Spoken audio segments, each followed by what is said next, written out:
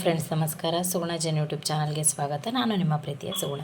ಯಾರೆಲ್ಲ ನನ್ನ ಚಾನಲನ್ನು ಸಬ್ಸ್ಕ್ರೈಬ್ ಮಾಡ್ಕೊಂಡು ವಿಡಿಯೋ ನೋಡ್ತಿದ್ರು ಅವರೆಲ್ಲರಿಗೂ ಕೂಡ ಥ್ಯಾಂಕ್ ಯು. ಹಾಗೆಯೇ ಯಾರೆಲ್ಲ ನನ್ನ ಚಾನಲನ್ನು ಇನ್ನೂ ಸಬ್ಸ್ಕ್ರೈಬ್ ಮಾಡದೆ ವಿಡಿಯೋ ನೋಡ್ತಿದ್ರು ಪ್ಲೀಸ್ ಸಬ್ಸ್ಕ್ರೈಬ್ ಮಾಡ್ಕೊಳ್ಳಿ. ನಾನಿವತ್ತೊಂದು ಹೆಲ್ದಿ ಆದಂತಹ ನುಗ್ಗೆಕಾಯಿ ಸಾಸಿವೆ ರೆಸಿಪಿಯನ್ನು ಮಾಡಿ ತೋರಿಸ್ತಾ ಇದ್ದೇನೆ. ಇದು ಬೇಸಿಗೆಗಾಲಕ್ಕೆ ತುಂಬಾ ಒಳ್ಳೆಯ ರೆಸಿಪಿ. ಹಾಗೆಯೇ ನೀವು ಕೂಡ ಮನೇಲಿ ಟ್ರೈ ಮಾಡಿ. ಇಷ್ಟವಾದರೆ ಫ್ಯಾಮಿಲಿ ಫ್ರೆಂಡ್ಸ್ಗೆ ಶೇರ್ ಮಾಡಿ. ಹಾಗಾದರೆ ನುಗ್ಗೆಕಾಯಿ ಸಾಸಿವೆ ರೆಸಿಪಿಯನ್ನು ಮಾಡೋದಕ್ಕೆ ಏನೇನು ಇಂಗ್ರೀಡಿಯೆಂಟ್ಸ್ ಬೇಕು ಅಂತ ನೋಡ್ಕೊಂಡು ಬರೋಣ ಬನ್ನಿ. ನಾನಿಲ್ಲಿ 1 ಕಪ್ ಆಗುವಷ್ಟು ಹಸಿ ತೆಂಗಿನ ತುರಿ ಕಾಯಿ ತುರಿಯನ್ನು ತೊಗೊಂಡಿದ್ದೇನೆ. 1 ಕಪ್ ಆಗುವಷ್ಟು ಮೊಸರನ್ನು ತೊಗೊಂಡಿದ್ದೇನೆ. ಗಟ್ಟಿ ಮೊಸರು ಅಥವಾ ಮಜ್ಜಿಗೆ ಯಾವುದಾದ್ರೂ ತೊಗೊಳ್ಬೋದು. ಹಾಗೆಯೇ ಉಪ್ಪು ತೊಗೊಂಡಿದ್ದೇನೆ ಸ್ವಲ್ಪ, ಮತ್ತು ಒಂದು ಅರ್ಧ ಕಪ್ ಆಗುವಷ್ಟು ಬೆಲ್ಲವನ್ನು ತೊಗೊಂಡಿದ್ದೇನೆ. ನಾನು ಈ ರೀತಿ ಆರ್ಗ್ಯಾನಿಕ್ ಬೆಲ್ಲವನ್ನು ತೊಗೊಂಡಿದ್ದೇನೆ, ನೀವು ಯಾವುದಾದ್ರೂ ತೊಗೊಳ್ಬೋದು. ಹಾಗೆಯೇ ಒಗ್ಗರಣೆಗೆ ಸಾಸಿವೆ, ಬೆಳ್ಳುಳ್ಳಿ ಮತ್ತು ಎಣ್ಣೆಯನ್ನು ಹಾಕಿ ಇಟ್ಕೊಂಡಿದ್ದೇನೆ. ಕೊಬ್ಬರಿ ಎಣ್ಣೆಯನ್ನು ಹಾಕಿ ಇಟ್ಕೊಂಡಿದ್ದೇನೆ. ನೀವು ಕರಿಬೇವು ಸೊಪ್ಪಿದ್ರೆ ಆ್ಯಡ್ ಮಾಡಿ, ನನ್ನ ಹತ್ರ ಇಲ್ಲ ಹಾಗಾಗಿ ಹಾಕ್ತಾಯಿಲ್ಲ. ಒಂದು 1/4 ಟೀ ಸ್ಪೂನ್ ಆಗುವಷ್ಟು ಅರಿಶಿಣವನ್ನು ತೊಗೊಂಡಿದ್ದೇನೆ. ಒಂದು 3 ಚಿಕ್ಕ ಬೆಳ್ಳುಳ್ಳಿಯನ್ನು ತೊಗೊಂಡಿದ್ದೇನೆ. ಹಾಗೆಯೇ ಒಂದು ಅರ್ಧ ಟೀ ಸ್ಪೂನ್ ಆಗುವಷ್ಟು ಸಾಸಿವೆಯನ್ನು ತೊಗೊಂಡಿದ್ದೇನೆ. ಒಂದು ಅರ್ಧ ಸ್ಪೂನ್ ಆಗುವಷ್ಟು ಬಿಳಿ ಎಳ್ಳು ತೊಗೊಂಡಿದ್ದೇನೆ. ಕಪ್ಪೆಳ್ಳಿದ್ರೂ ಹಾಕಬಹುದು, ತೊಂದರೆ ಇಲ್ಲ. ಬಟ್ ಕಪ್ಪೆಳ್ಳು ಹಾಕೋದ್ರಿಂದ ಸ್ವಲ್ಪ ಕಪ್ಪು ಬರುತ್ತೆ ಅನ್ನೋ ಕಾರಣಕ್ಕೆ ಸಾಸಿವೆ, ಇದನ್ನು ಹಾಕಿದರೆ ಕಲರ್ ಚೆನ್ನಾಗಿ ಬರುತ್ತೆ ಅನ್ನೋ ಕಾರಣಕ್ಕೆ. ಒಂದು ಹಸಿರು ಮೆಣಸಿನ್ಕಾಯನ್ನ ತೊಗೊಂಡಿದ್ದೇನೆ. ಇಷ್ಟು ನಾನು ನುಗ್ಗೆಕಾಯಿನ ತೊಗೊಂಡಿದ್ದೇನೆ, ನೋಡ್ಬೋದು ಈ ರೀತಿಯಾಗಿ.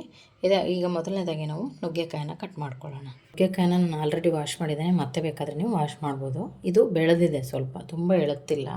ಹಾಗಾಗಿ ಏನು ಮಾಡಬೇಕು ಅಂದರೆ ಸ್ವಲ್ಪ ಮೇಲ್ಗಡೆ ಕಹಿ ಬರುತ್ತೆ ಅನ್ನೋ ಕಾರಣಕ್ಕೆ ಈ ಮೇಲ್ಗಡೆ ಈ ರೀತಿಯಾಗಿ ತಗೊಳ್ಬೇಕು.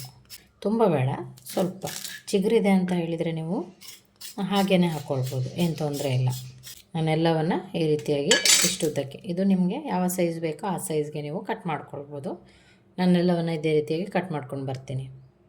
ಓಕೆ, ನಾನು ಈ ರೀತಿಯಾಗಿ ಕಟ್ ಮಾಡಿ ವಾಶ್ ಮಾಡಿ ಇಟ್ಕೊಂಡಿದ್ದೇನೆ, ನೋಡ್ಬೋದು.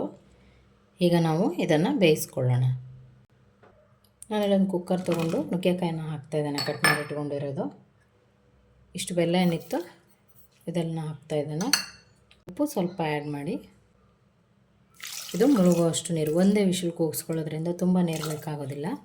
ಈಗ ಇದನ್ನು ಲಿಡ್ ಕ್ಲೋಸ್ ಮಾಡಿ ಜಸ್ಟ್ 1 ವಿಷಲ್ ಕೂಗಿಸ್ಕೊಳ್ಳಿ. ನೀವು ಹಾಗೆ ಬೇಕಾದರೆ ಬೇಯಿಸ್ಕೊಳ್ಬೋದು. ನಾನು ಬೇಗ ಆಗಲಿ ಅನ್ನೋ ಕಾರಣಕ್ಕೆ ಕುಕ್ಕರ್ನಲ್ಲಿ ಬೇಯಿಸ್ಕೊಳ್ತಾ ಇದ್ದೇನೆ. ಈಗ ಇದನ್ನು 1 ವಿಷಲ್ ಕೂಗಿಸ್ಕೊಳ್ಳೋಣ. ನಾನಿಲ್ಲೊಂದು ಪ್ಯಾನನ್ನು ತೊಗೊಂಡಿದ್ದೇನೆ, ಸ್ವಲ್ಪ ಎಣ್ಣೆಯನ್ನು ಹಾಕಿದ್ದೇನೆ. ಒಂದು ಹಸಿರು ಮೆಣಸಿನಕಾಯನ್ನು ತೊಗೊಂಡಿದ್ವಿ, ಅದನ್ನು ಸಹ ಹಾಕ್ಕೊಂಡು ಚೆನ್ನಾಗಿ ಇದನ್ನು ಫ್ರೈ ಮಾಡ್ಕೊಳ್ಳೋಣ. ಓಕೆ, ನೋಡ್ಬೋದು ಇಷ್ಟು ಫ್ರೈ ಆಗಿದೆ. ಇದನ್ನೊಂದು ಪ್ಲೇಟಿಗೆ ನಾವು ಎತ್ತಿಟ್ಕೊಳ್ಳೋಣ. ಈಗ ಅದೇ ಪ್ಯಾನಿಗೆ ಸಾಸಿವೆಯನ್ನು ತೊಗೊಂಡಿದ್ವಿ, ಸ್ವಲ್ಪ ಫ್ರೈ ಮಾಡ್ಕೊಳ್ಳೋಣ. ಈಗ ಎಳ್ಳನ್ನು ಹುರಿತಾ ಇದ್ದೇನೆ. ಇದು ಅಷ್ಟೇ ಪಟ ಅಂತ ಸಿಡಿಯುತ್ತೆ, ಆಗ ತೆಗೆದ್ರೆ ಸಾಕು. ರೀತಿಯಾಗಿ ಸಿಡಿತಾ ಇದೆ.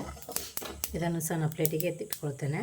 ಇನ್ನೊಂದು ಮಿಕ್ಸಿ ಜಾರ್ ತೊಗೊಂಡು ಕಾಯಿ ತುರಿಯನ್ನು ತೊಗೊಂಡಿದ್ವಿ, 1 ಕಪ್ ಆಗೋಷ್ಟು ಕಾಯಿ ತುರಿಯನ್ನು ಹಾಕ್ತಾಯಿದ್ದೇನೆ.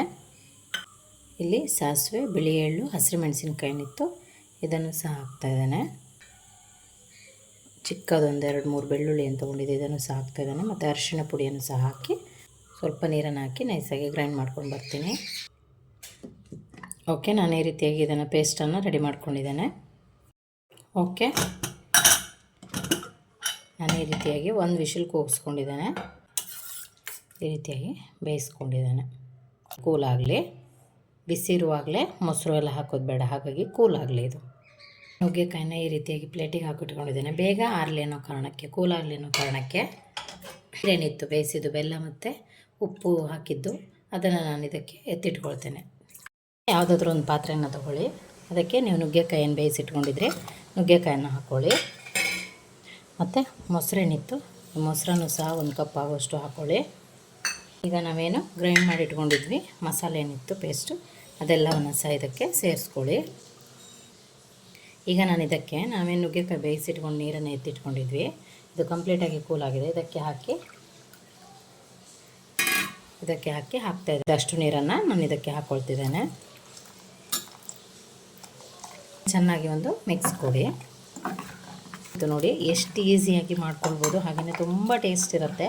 ಊಟಕ್ಕೂ ಸಹ ಅಷ್ಟೇ ತುಂಬ ಚೆನ್ನಾಗಾಗತ್ತೆ. ಈಗ ನೀವು ನೀರನ್ನು ನೀವು ಕನ್ಸಿಸ್ಟೆನ್ಸಿ ನೋಡಿ ಹಾಕ್ಕೊಳ್ಬೋದು. ನಿಮಗೆ ಬೇಕಾದರೆ ಸ್ವಲ್ಪ ದಪ್ಪವಾಗಿ ಬೇಕಾದರೆ ದಪ್ಪವಾಗಿ ಹಾಕ್ಕೊಳ್ಬೋದು. ಮತ್ತು ಬೆಲ್ಲವನ್ನು ಸಹ ಆ್ಯಡ್ ಮಾಡ್ಬೋದು, ನಿಮಗೆ ಸಾಕಾಗಲಿಲ್ಲ ಅಂತಂದರೆ ಉಪ್ಪು ಬೆಲ್ಲವನ್ನು ನೋಡಿ ಹಾಕ್ಕೊಳ್ಳಿ. ಈಗ ಲಾಸ್ಟಲ್ಲಿ ಒಂದು ಒಗ್ಗರಣೆಯನ್ನು ಮಾಡೋಣ. ಈಗ ಒಗ್ಗರಣೆ ರೆಡಿಯಾಗಿದೆ. ಇದನ್ನು ಇದಕ್ಕೆ ಹಾಕ್ಕೊಂಡ್ರೆ ನುಗ್ಗೆಕಾಯಿಯ ಸಾಸಿವೆ ರೆಡಿಯಾಗುತ್ತೆ. ತುಂಬ ಟೇಸ್ಟಿಯಾಗಿರುತ್ತೆ. ಮೊಸರೆಲ್ಲ ಹಾಕಿರೋದ್ರಿಂದ ತಂಪಾಗಿರುತ್ತೆ. ಬೇಸಿಗೆಗಾಲಕ್ಕಂತೂ ಹುಳಿಗಳು ಇವೆಲ್ಲ ತುಂಬಾ ರುಚಿ ಕೊಡುತ್ತೆ, ತುಂಬ ಟೇಸ್ಟ್ ಇರುತ್ತೆ ಮತ್ತು ದೇಹಕ್ಕೂ ಕೂಡ ತುಂಬಾ ಒಳ್ಳೆಯದು. ನೀವೊಮ್ಮೆ ನುಗ್ಗೆಕಾಯಿ ಸಾಸಿವೆನ ಟ್ರೈ ಮಾಡಿ, ಹೇಗಾಯಿತು ಅಂತ ಕಮೆಂಟಲ್ಲಿ ತಿಳಿಸಿ. ಇಷ್ಟವಾದರೆ ಫ್ಯಾಮಿಲಿ ಫ್ರೆಂಡ್ಸ್ಗೆ ಶೇರ್ ಮಾಡಿ. ನುಗ್ಗೆಕಾಯಿ ಸಾಸಿವೆ ರೆಸಿಪಿ ರೆಡಿಯಾಗಿದೆ. ನೀವು ಕೂಡ ಮನೇಲಿ ಟ್ರೈ ಮಾಡಿ, ಹೇಗಾಯಿತು ಅಂತ ಕಮೆಂಟ್ನಲ್ಲಿ ತಿಳಿಸಿ. ವಿಡಿಯೋವನ್ನು ನೋಡಿದ್ದಕ್ಕಾಗಿ ಧನ್ಯವಾದಗಳು. ಇನ್ನೊಂದು ಹೊಸ ವಿಡಿಯೋದೊಂದಿಗೆ ನಿಮ್ಮನ್ನು ಭೇಟಿ ಆಗ್ತೇನೆ. ಅಲ್ಲಿವರೆಗೂ take care, bye. Thank you.